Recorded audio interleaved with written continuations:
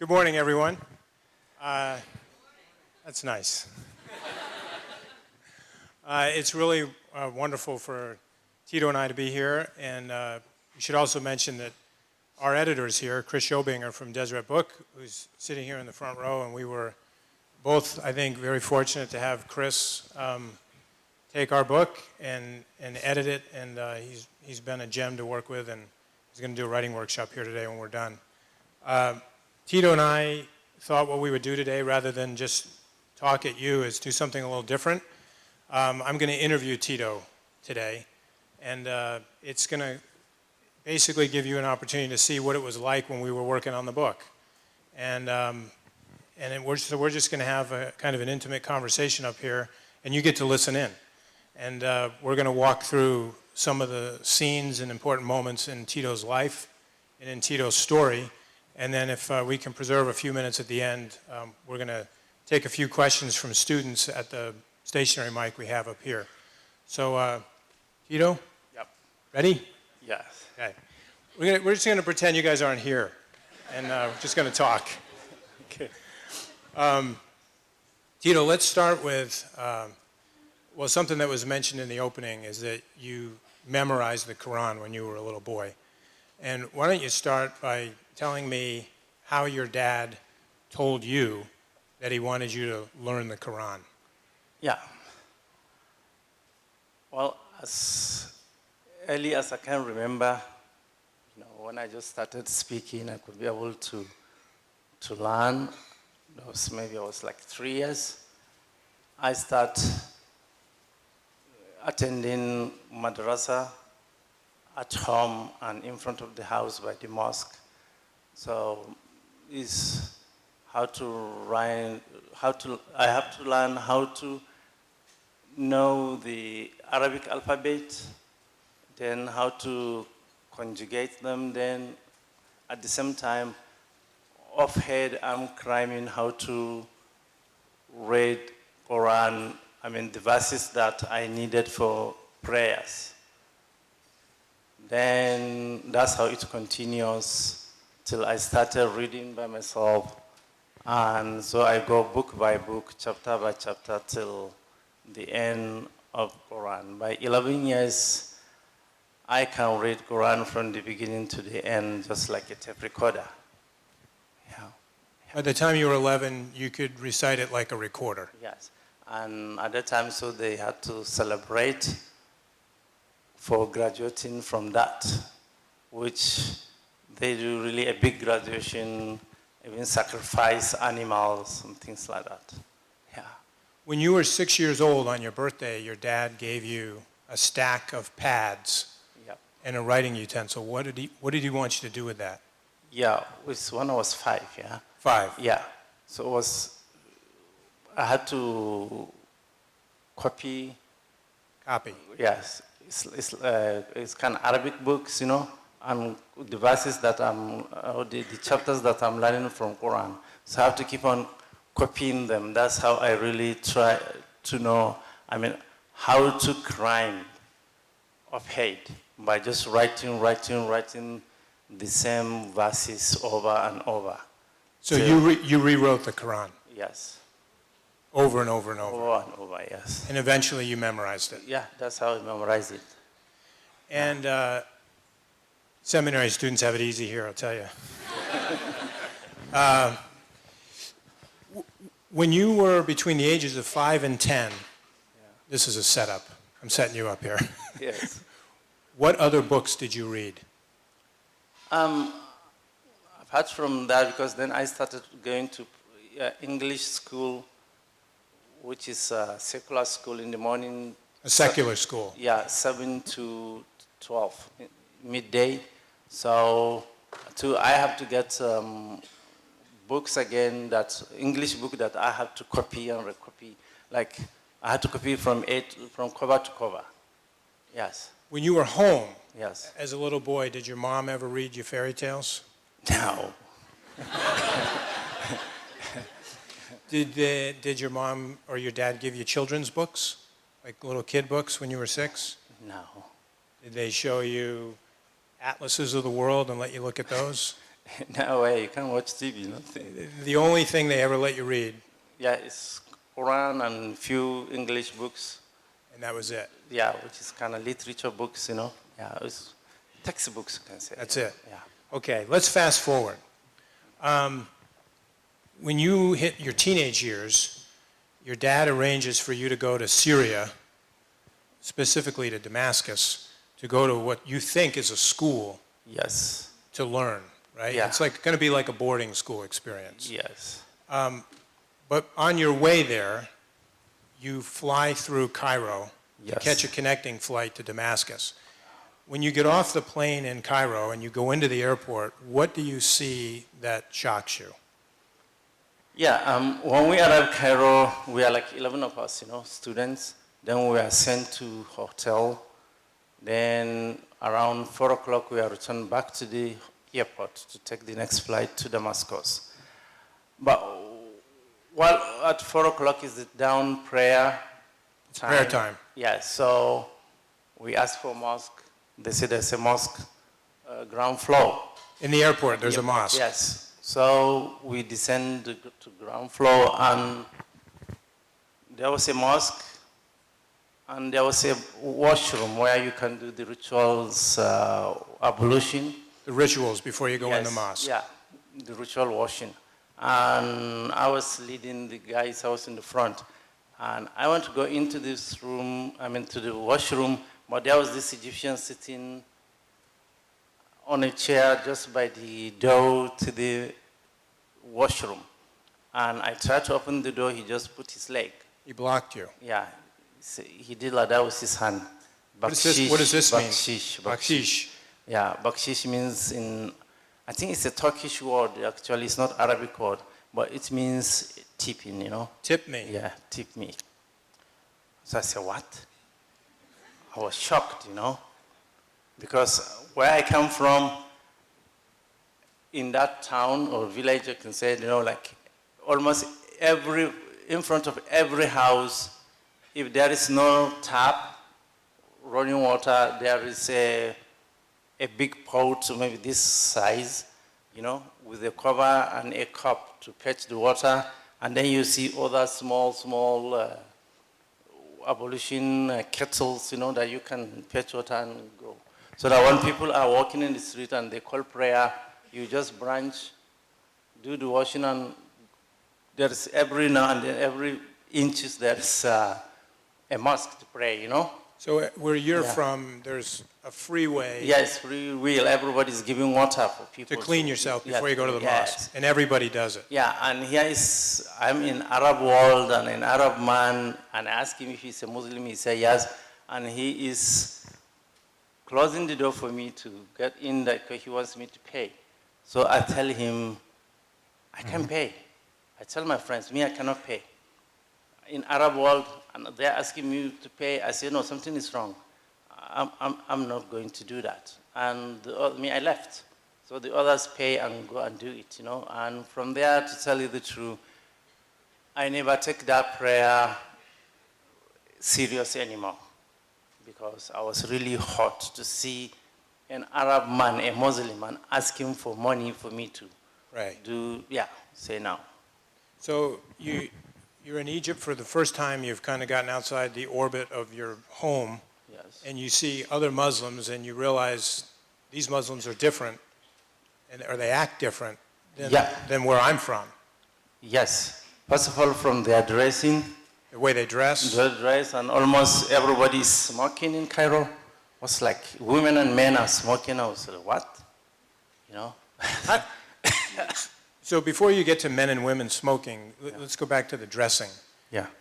Maybe you should tell us, how would your mother dress on a daily basis? Yeah, my mother, when you look at her, all you see maybe just the face, because everything is covered. Everything's From covered. from toe to All the time. fingers, all the time. Even on a hot day when she's cooking? Yeah, Even when it's 90 degrees? sure. So when you get to, and what about your sisters? The same thing. And all the women in your village? Yes.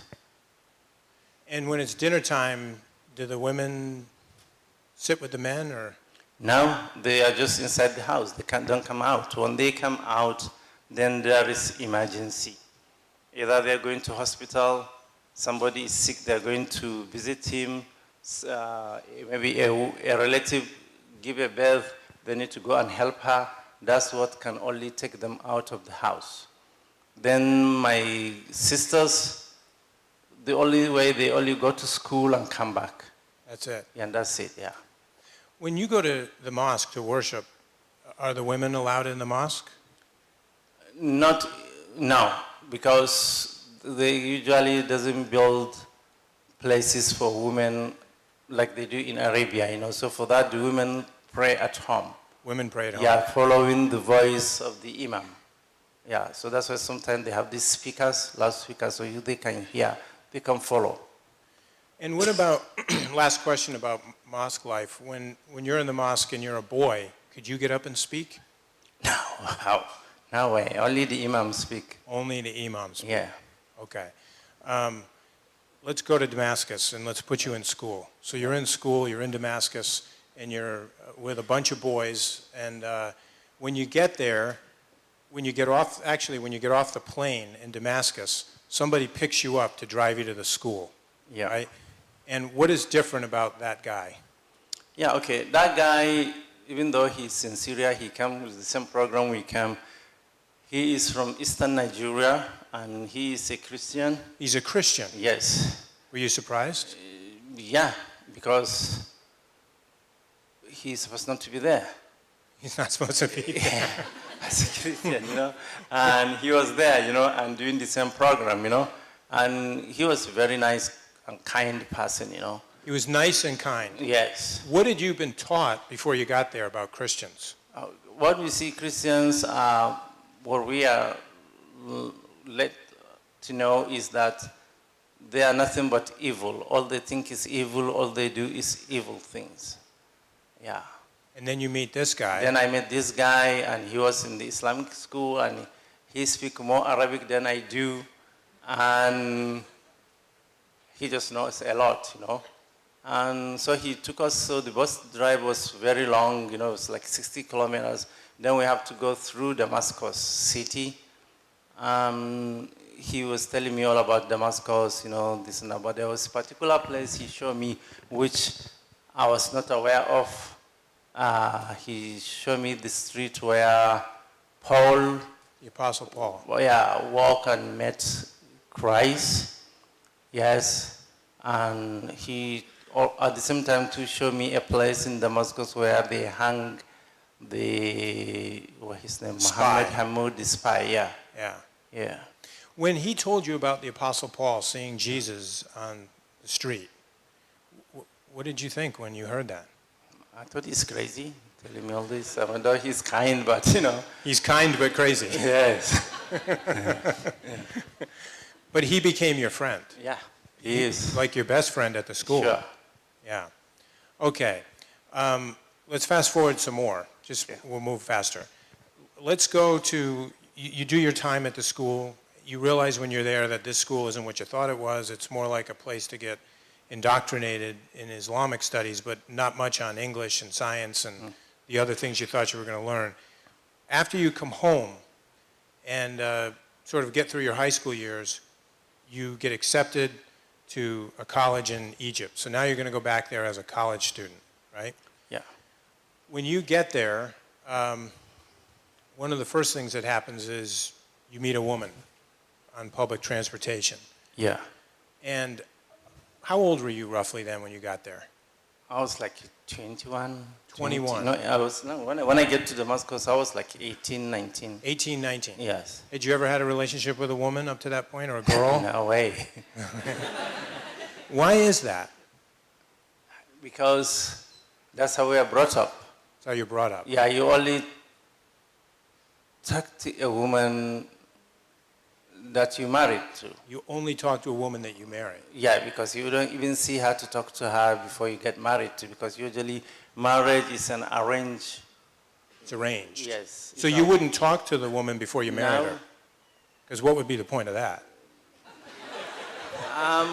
Like the family has to look at before you marry the woman, they have to look at the woman, her family, and also even, how faithful they are, how, they keep their Do their faith, prayers. yes, and so on. Then they say, okay, like our daughter wants, we want to, your daughter to marry our son, So they just arrange. The next thing you hear that, hey, your wedding is this day. And that's all. And you just show up. Yeah, you just show up. So when you see this girl on public transportation, Yeah, she's attractive. very. Right? Very. Okay, so we know what your eyes are telling you, Yeah. but what does your mind tell you when you see an attractive woman on a public transportation? Keep away. Keep away. Yeah, keep away. This is the devil. Because Yeah, the devil is there. the devil is there. Okay. Yeah.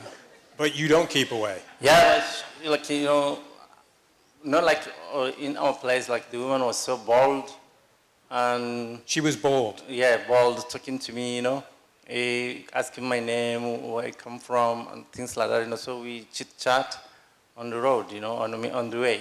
So then I needed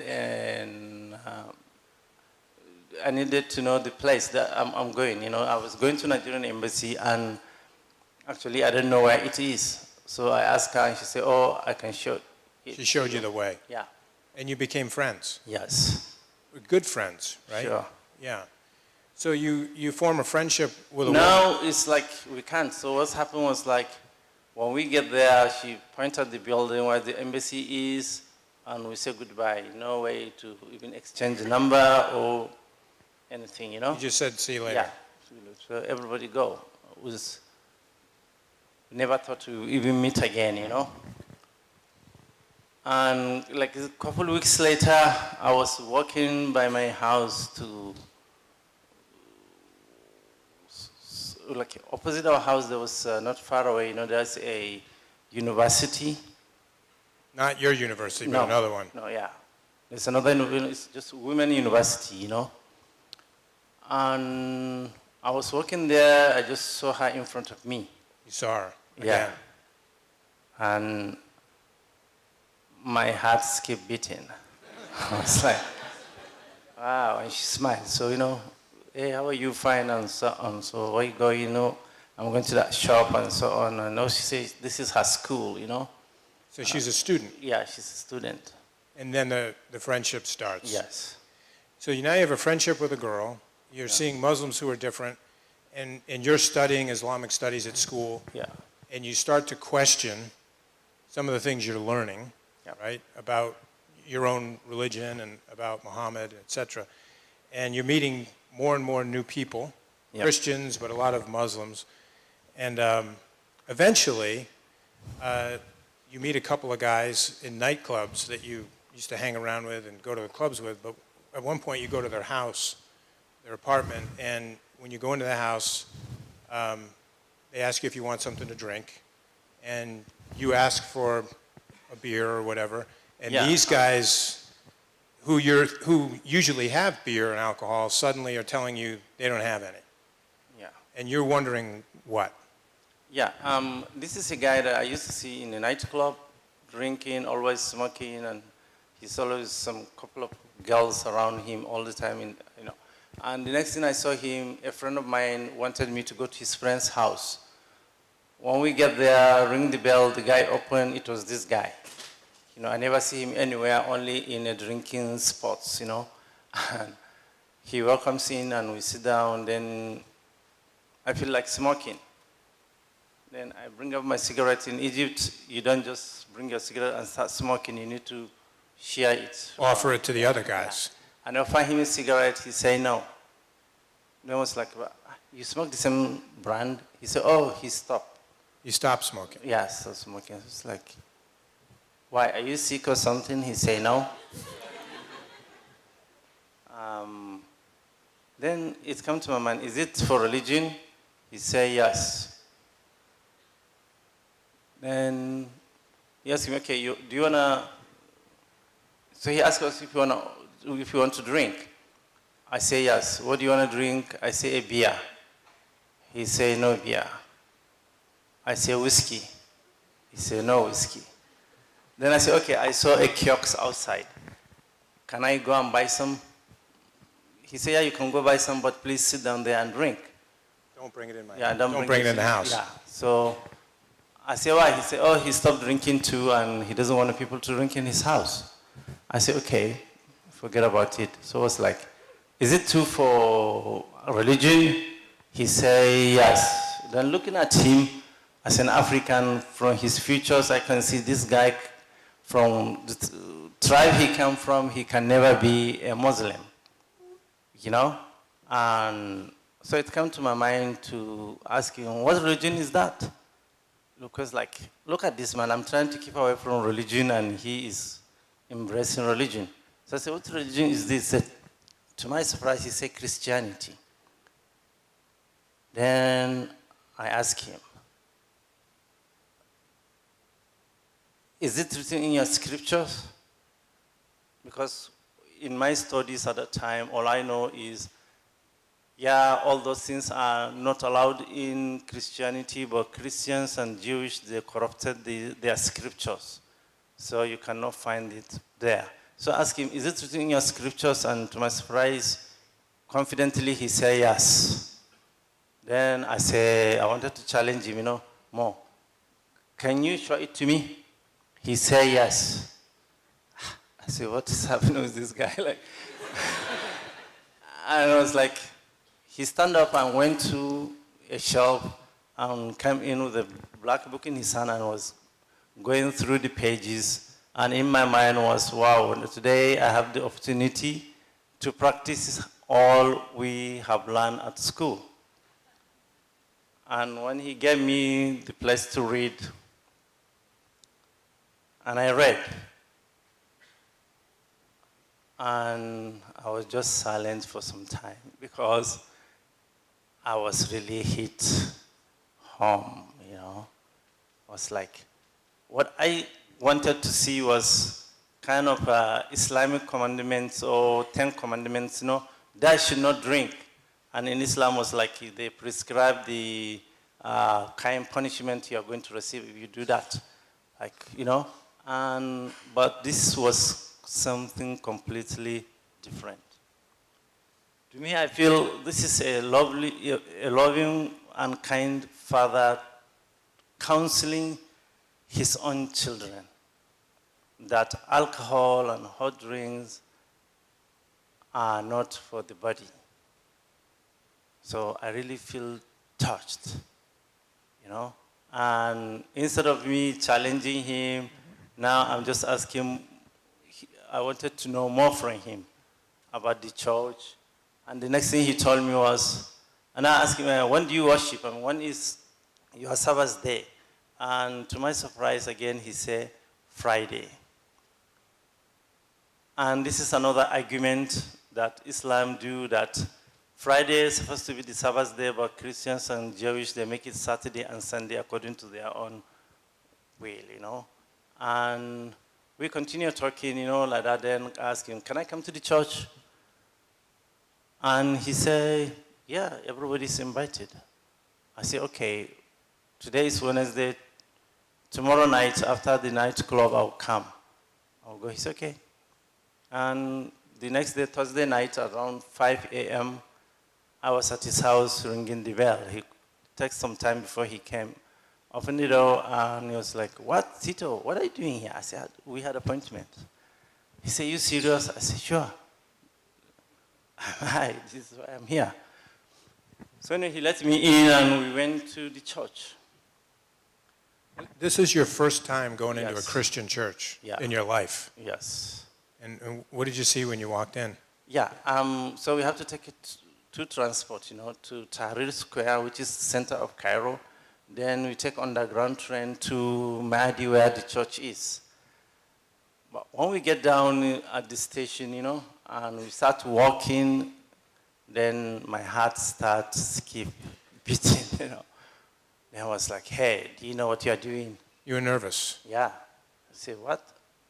I started thinking, But there is power that is just dragging me, just pulling me up that I cannot withdraw, I cannot say no, I cannot resist, And we walking, and I come from a tradition where when you walk in a street and you know there is a church building on your right, you try to ignore it, try Look to away. look the other side, till you pass the building. But here, I myself, walking with my own feet to church. And I saw him going into a villa. He already get to the gate. I said, hey, where are you going? We have no time. I thought you want to see a friend. He said, yeah, this is the church. And I was like, what? This is not church. This is somebody's house. This is somebody's villa. It's written LDS Villa. He said, oh, this is the name of the church. LDS means Latter-day Saints. I said, okay. Then he explained to me why they have LDS instead. Then because what I really wanted to see was a tall tower with a hanging bell and a cross and maybe some statues of Mary, things like that, And it was a nice villa with nice small mound garden, We walk in. So there was a small room, and there was two doors, one to the left, one to the right. Then I saw a guy coming from right to the left. And I looked at him as somebody I know, So I went quickly and touched him. And he looked back, and he saw me. He said, Tito, what are you doing here? I said, what are you doing here? Drunkards are not allowed in here. They said drunkards doesn't come to this place. This is another guy I know. He used to live some 2 years before then.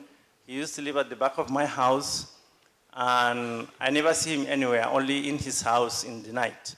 He goes to work and come back in the night. I go to school and come back in the night. Then we meet in his house. We drink usually weekend, all night. You drink all night? You and him? Yeah, with him. And now he's in this... And now he's here, And he's saying, what are you doing here? And you're saying, what are you doing here? He said he stopped drinking since the last time he saw me, and he moved out from that area, so he lives just by the church, because he joined the church. I said, wow, that's good. And they bring you inside and they sit you down and... So we sit down in the chapel, And tell me, the day you were there was like a testimony meeting, and a little boy got up and spoke. Yeah, there was a family, of Nigerian, they works at the embassy. So he has like 5 kids.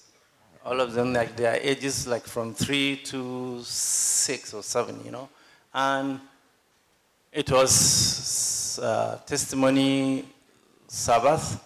And I saw these kids, they go one after another to the pulpit and bear their testimony. And they do it as well as the elders, And I was surprised. These are kids, they cannot even, they don't speak, they always shy and so on, but they were there bold and, sharing their testimony. I was deeply touched, Yeah. Never seen anything like that. No. By the time the day ends, they give you a set of scriptures. Yep. So you get your own Bible. Yes. For the first time. Yes. You got another book called the Book of Mormon. Yep. And you bring those back to your apartment. You start reading them like crazy. Yes. And you like what you read. You keep going to church. And eventually you get to the point, well, I'm skipping ahead, but eventually you get to the point where you feel like you actually want to join this church. Yes. And why is that a problem? Yeah, a problem, first of all, the church cannot baptize a Muslim or anybody from Arab world by law of the country. And then... So one problem is that you're a Muslim in Egypt. Yes. But there's another problem at home. And another problem at home was, first of all, when I came with the books, my girlfriend saw the books and was a lot of trouble, a drama, Panic. So, yes. And crying, and so on. I had to ask her to leave. Then that was my mistake. I think then she went to the Nigerian Student Union, not the Northern Nigerian Student Union, which is a Muslim organization, and she complained to them, and they sent delegates to me, about 3 guys, and try to warn me off and threaten my life, and I have to ask them to leave. And from there on, a series of that, keep on happening. And the Muslim Brotherhood visit you, Yes. and they want you to do what? To get rid of the books and stop reading them. Stop reading the books. Yeah. This sounds like when you were a kid. Yeah. You can't read that. Yeah, just order, Wait, do you get rid of the books? Now, Why didn't you just get rid of the books? because to me, it's like I find the truth and nothing can stop me from trying to know the truth.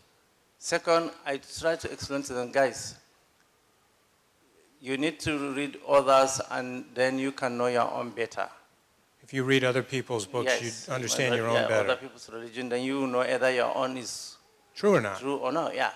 They don't understand that. And that's why even at the schools, we do a lot of Christian studies.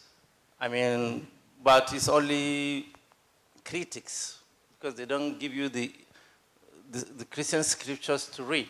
You are not allowed to, it's abomination to read. It's abomination to Yes. read them. So because it's corrupted, that's Right. what they tell us. So you cannot read it. So only what hearsay, what they say, and you have to believe that. And that's usually my argument, with them, or my disagreement. Okay, but if you don't see this, how do you know? Just hearsay. How can you argue with somebody with just hearsay? You need to know the facts, how it is, why it is changed. You need to show us, but they won't. Eventually, you have basically, you're going to get harassed and then you're going to get arrested, and you're in custody in Egypt, and you're faced with going to prison for 15 years, essentially for converting to Christianity, which is a crime under Sharia law. Yeah. And so you end up in prison, and you spend 15 years there, a little over 15 years, as an infidel. And we don't have time to go into all that here, but what I want to ask you in front of the students is, did you ever wonder if God had forgotten you while you were in there? No, I never feel his presence away from me. I know it was hard, and it's like being in a tunnel, In a tunnel. Yeah, but I have that hope that at the end of that tunnel, there is a light. And no matter how far I will walk, how long, I will get to that light. So even when you couldn't see the light. Yes, I have the hope, I have the faith that there is the light there. And with all the difficulties I keep on, bearing, walking, and at the end, I saw the light. Yeah, There's a woman in your book Yes. who I referred to as Florence Nightingale, Yes. who wrote you letters and who came to visit you, and she's here today, Yes. and sitting in the front row. When she would write you these letters, Yes. tell us what impact did that have on you when you were in the tunnel? Okay. First of all, seeing her to come to that prison, it's not easy. If you go there one time, you never go back just as a visitor, because you go through so much. About 8 gates you need to pass through, kind of security checks and so on, But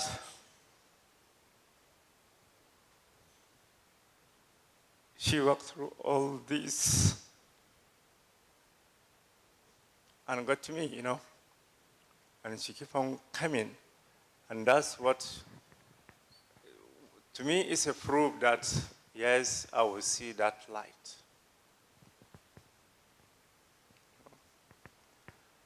I'm grateful today that she's here, not in a cage. I used to see her in a cage. But today, we are sitting here, I can say, among our people, among our loved ones, and nothing between us but God's love.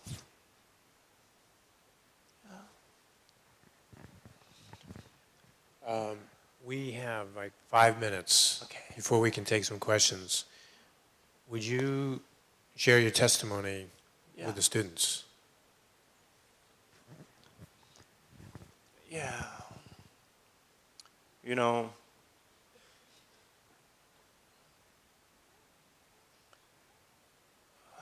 the people that come to visit me, they are Christians.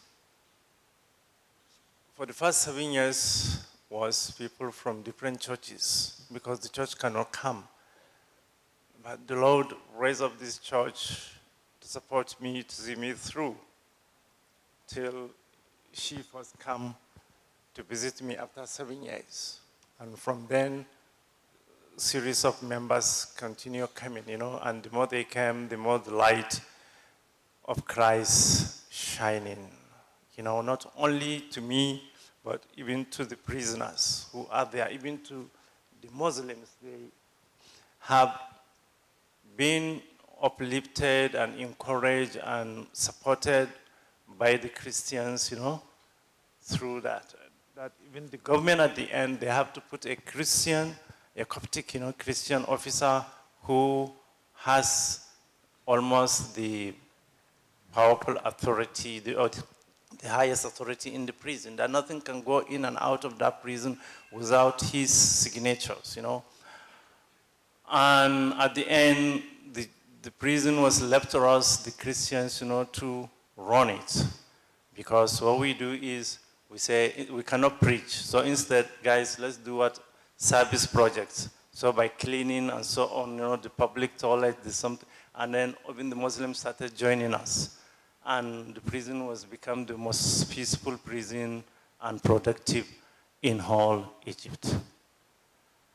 I believe that when you keep the faith, when you trust on the Lord, you will never be disappointed. And I know that the church is true, and for that, I strive and try to endure to the end. And I know that Joseph Smith has seen God and his son Jesus Christ. And through him, the gospel was restored, the keys were restored. And for that, we still have a living prophet who is leading us in the person of Thomas S. Manson. And I believe that the Book of Mormon is true. And I know that by following the commandments, that we will reach home to be with the Lord at the end of this life.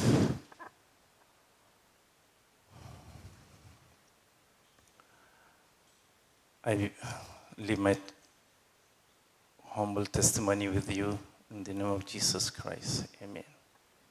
Thank you. We have 5 minutes.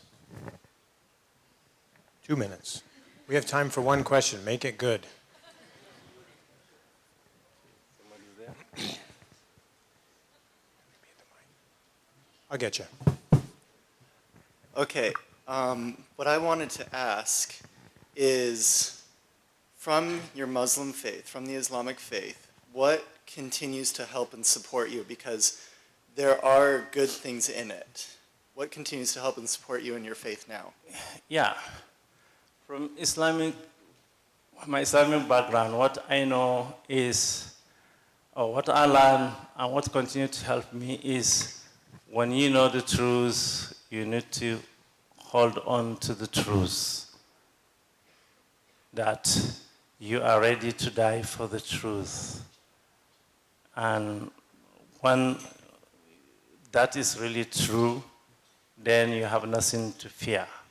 So that's why when I found the truth through the church, nothing ever shook me, never ever shook my faith. And I'm happy today because I keep the faith. Today I can be here sitting with you talking. Yeah. None? I'm getting the nod from Madison. Tito, I just want to tell you how much of a inspiration and a pleasure it was to do this with you for 3 years. Some of our best moments were sitting on this campus in my office, grinding out these pages. And it's wonderful to see a finished book now and to listen to you talk about it. We're grateful for your friendship and your courage and your faith, because I think you've got more of it than most people I know. And it's lifted a lot of people since you've been brave enough to put your story out. So thank you. And thank all of you for spending an hour with us. We appreciate it. And that's all we have to say.